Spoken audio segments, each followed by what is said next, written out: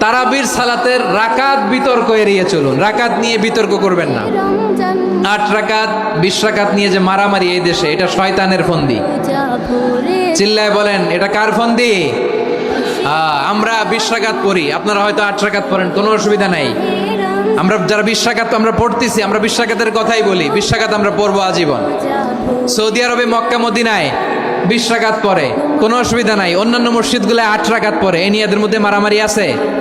হ্যাঁ, এই জন্য রাকাত বিতর্ক এড়িয়ে চলবেন। প্রিয় ভাইয়েরা, আপনার আমল আল্লাহর কাছে কবুল হবে সংখ্যার বিচারে না উত্তমতার বিচারে? বলেন তো, সংখ্যার বিচারে না উত্তমতার বিচারে?